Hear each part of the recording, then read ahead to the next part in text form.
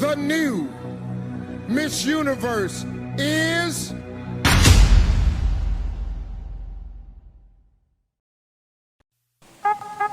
Mga kadudong, mga kainday, this is Inday Kadutay and welcome to my YouTube channel.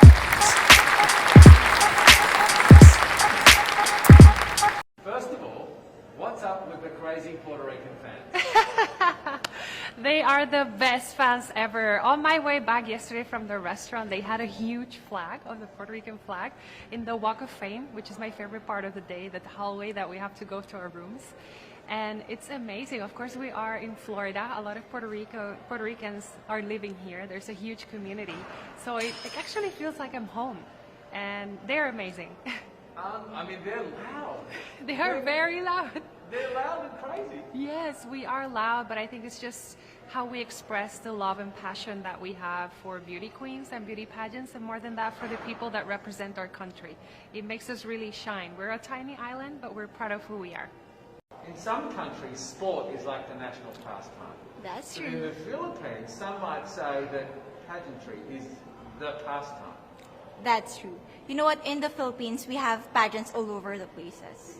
Yes, we have pageants in the barangay, in school, national, local. That's why we really love Miss Universe. It's like it's giving pride and putting the Philippines back on the pedestal. That's why there's an added pressure as a candidate coming from a pageant-loving country. But it's a good pressure. I always look up to our former Miss Universe Philippines. They really did well in the competition. And now this is my time to show who I am, to offer what Rabia can show to the rest of the universe. So I'm very happy, and at the same time, I'm excited to make all my kababayans proud, and hopefully I do. Why is it? What is it about the pageant world that you think you love so much? I think it's about celebrating women in general, and in my case, Puerto Rican women. The Miss Universe is a platform that, for the entire history, it's about celebration of women, but we've seen a transition.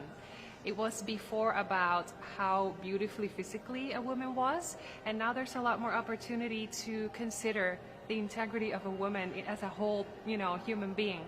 And I think that's something that inspires a lot of people, and that's something that a lot of people feel happy to celebrate. Why do you think it is that the Philippines love pageants? They have appreciation for beauty.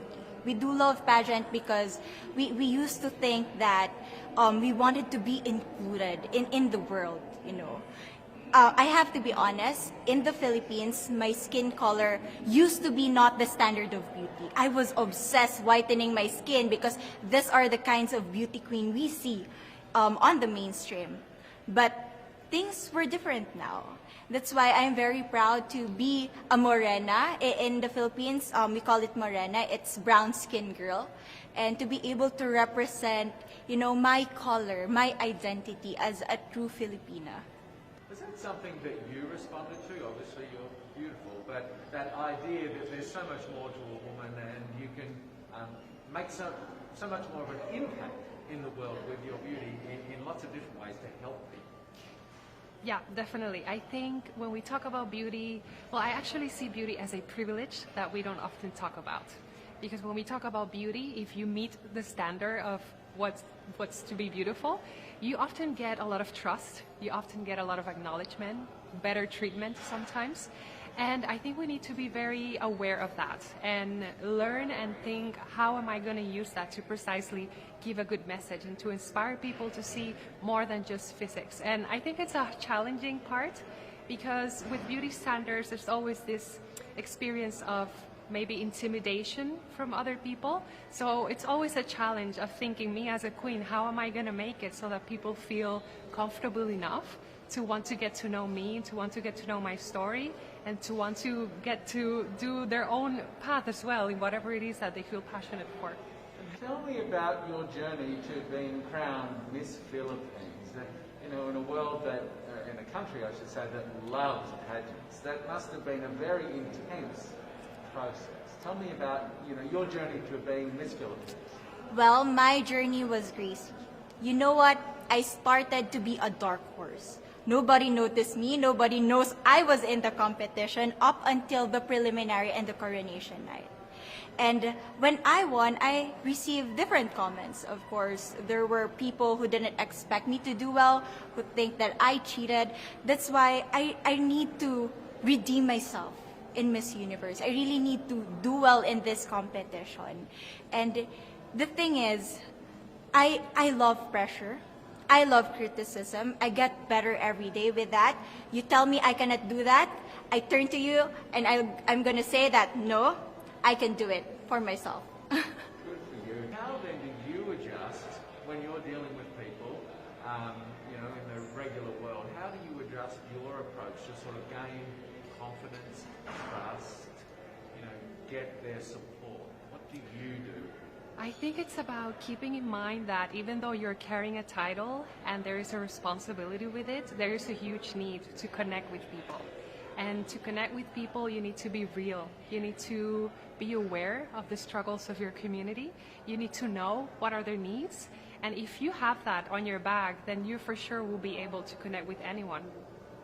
So how does it feel then to be on the global stage? How do you feel to be here in this moment, right now? It's crazy, but I'm overwhelmed with the support, not just from the Filipino community, but also from Thailand, Latin countries who do appreciate me as a candidate, as a person. It motivates me that I am beautiful, I can offer so much in this world, and when somebody believes in you, it gives you that extra energy to really do well and perform well. What are some of the moments in your Miss Puerto Rico reign? Some of the moments that have been really special to you? Oh, I have to say I've been loving the rehearsals. Before coming here, I got the chance to work with a famous choreographer in Puerto Rico, just to work on my presence and on stage. And now that we are rehearsing and doing the dances for the music Pitbull will be singing, I have been having a blast. And I love that because it really has showed me that I had many things that I didn't even know that I could enjoy and do well. And I think that's one of the positive things of this platform. It's not only about, okay, this is me, this is my story, this is what I've done. It's also about, hey, this is me and I didn't know I could do that and here I am doing it. So it's very, very inspiring. Do you have a sense with the girls, all of the girls competing, you're competing, but is there a sense of camaraderie with all of the girls? Is there a real spirit to, sort of motivate each other to do better? You know what? I have a different idea about Miss Universe. I thought it's going to be very competitive, in a healthy way, well, of course. But now I can see every girl helping each other, from fixing those hairs, from trying to zip up those outfits. It speaks of the closeness and the kind of camaraderie that we want to have. The goal of Miss Universe is not just to crown one girl, but also to build a genuine and long-lasting friendships among us. So would you say, being Miss Puerto Rico and this process, you've discovered things about yourself? Yes, it's been a beautiful journey of a lot of sincerity with myself. Sometimes it was about discovering parts of myself that I didn't know, like the dancing. And sometimes it was about coming back to my most genuine being. And of course, facing the vulnerabilities that you have to face when you are a public figure and when you have so much pressure and so many expectations, not only from your team and the people that are in this sector, but also from people that don't necessarily follow pageants and that therefore have a stricter and rougher view on how you should be as a leader and as a woman nowadays. Would you say within the Miss Universe world, the contestants, is there a sisterhood? Are you sisters?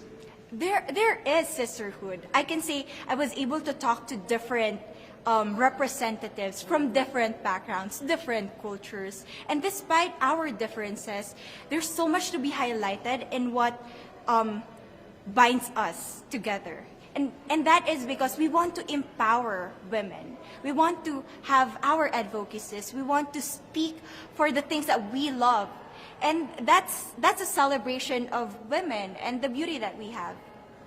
A small little island, but a very rabid fan base.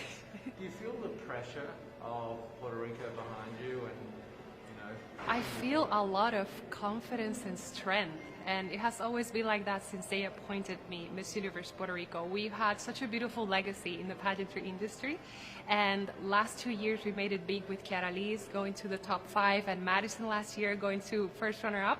So what I feel is a lot of motivation and a lot of security that we have a team of people in Puerto Rico that are very passionate about what they do. So I don't feel pressure. I just feel super excited to be able to contribute to that legacy Puerto Ricans have. So coming out of this week, obviously you would love to be crowned Miss Universe. Of course. And that would be wonderful, of course, for any of you. But what else will you take out of this week? What do you think you'll feel at the end of this week, regardless of the result? How will you be a different person? It's the growth and the development that I was able to have during preparing for this journey. I will be honest, there was a moment that I lost my identity because I was put under pressure. I was in that position in which I feel like I'm not good enough. I'm not a good representative of my country, but I was able to bounce back stronger. And if I was able to do that for Miss Universe, I will be able to do that in life. That is my greatest takeaway from Miss Universe. Wonderful. I don't want to keep you from rehearsal, but I do want to ask you one more question. Yes. What do you think, coming through this Miss Universe sort of process this week, meeting some wonderful people, making some new friendships, what do you think you'll sort of think and feel and learn about yourself coming out the other side? There is always going to be a moment of doubt when you are in any kind of situation in life that you have to prove yourself to yourself. It's not about proving yourself to others, but about yourself. And these weeks have been, well, this week, it feels like these weeks that we've been working so hard, but it has been about that as well. And one of the things that I've appreciated is how I behave and how I think of myself in regards to the other girls that are competing with me. And it has offered a moment for me to review and rethink how I want to spend this week, how I want to interact with the girls that I feel, oh my God, she could actually win. And I think it's about being sincere at heart and trying to enjoy the best moment of my life, because this is pretty much one of the best experiences in life, and I am very proud. I'm very proud that I'm here. Okay, so Philippines have a huge amount of fans. Yes. I want you to give us a little bit of a message to the fans here and at home. But send a message. What would you say to all the fans in the Philippines? To all my fans from the Philippines and from all over the world, maraming salamat po. Thank you so much for loving me and for believing in me. It means a lot to somebody who is so naive in this industry, who has no idea how to become a beauty queen on the first day of my journey. But because of your love and support, I was able to be the woman that I am today. And regardless of the result, I may or I may not win the crown, but one thing is for sure, I'm gonna make you all proud.